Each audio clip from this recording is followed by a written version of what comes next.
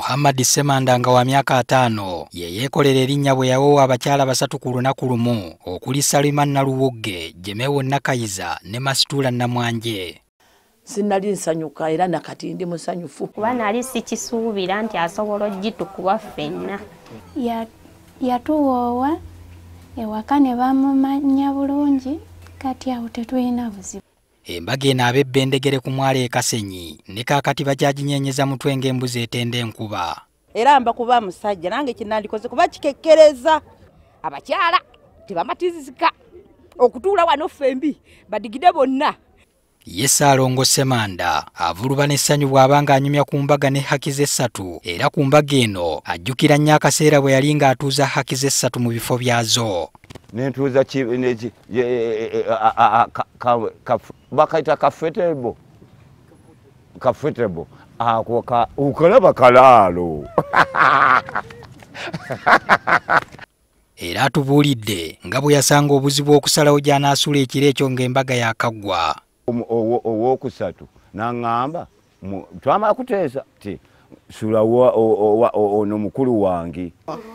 Era olunaku lwali lwewange. Kati yeesunga kufuna bibala by'abaana mu bakyala ababiri abato. Banne mubulabyeko mulaba tebuuzaale mwebwe mbalaba ali buntu buza bwe Masaka. Kirowoozo ky'okufuna haki endala kyamuweebwa mukyala mukulu gwe yakamala naye emyaka 3. Endowooza Ssaalongo anabeera nange nzekka. Nagenda okulaba ng'agambye nti munnaye nze engeri gyonkutudde ne bw'onoonyayo omubeezi. Oluvannyuma lw'okufuna nnamba 2 Jemewo Nakayiza okuva e Masaka, ate ono ye yamulabira Lwokusatu Masitula Namwanje. Kati naye nampa obuyinza ng'oli bwe yampa.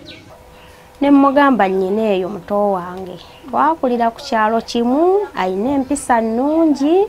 Ne mmugamba singa mba mukuleetedde kiba kitya. Bwe bambuulira nange empisa ze nali mulabyeko nga nzirabye nange ne musiima.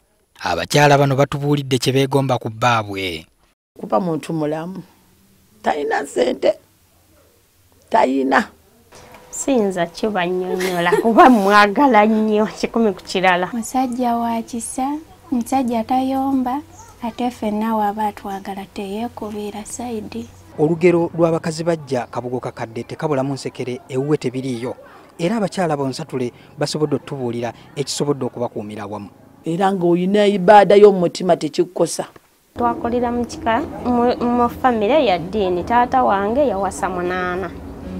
Jjajja wange yawasa 8. Ekyokusinga okubeera okweyombekera n'abasajja batono. Ye Ssemanda agamba ekyama kiri mu nkwata gy'abakwatamu n'omukwano gw'abalaga. Munnange buwaana bozaamu omanyifu abakulu kati ffe tuzaamu omusaayi.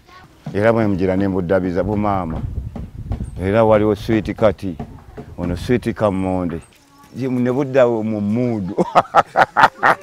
Twabuuzizza Ssemanda obanga ku myaka gy'alina anaasobola okumatiza abakyala be mu by'omukwano. Tanzijanjabanga ku myaka 3 g'amaze nange nti tugendize ku kitanda Ssaalongo wuyo aleebaleeba. Ekyo seewaana nti oba Mukama oba neewaane neebaza Mukama nzamba 9 ku 9. Ono atubuulidde n'engeri gy'agabamu ebiyungu. Teziri 7 mu wiiki muwaayo 2 olw'omukaaga n'essaani esigadde buno bonna nentandika kugenda ku kiro. Obuwulira gw'owulira buseeka bubi. Bwe tumubuuzizza kyasinga okwagala ku buli omu ku bakyala be atuzzeemu ng'akuumiira kyokka nga mumegerevu. Ekyo wakube kati ekyo bw'okyogera ate kibaba bano nga bw'omanyi. Ssemanda si musajja bifeekeera naye atubuulidde engeri gy'ayimirizaawo abakyala bano. Buli omu tunoonya akalimo we kali nze ako nkakola ki nkakkiriza okukakola. Tukola ffe tulina kampuni gye tukolamu eri eyo balala abaagala bagattibwe ku abo abasatu baalina.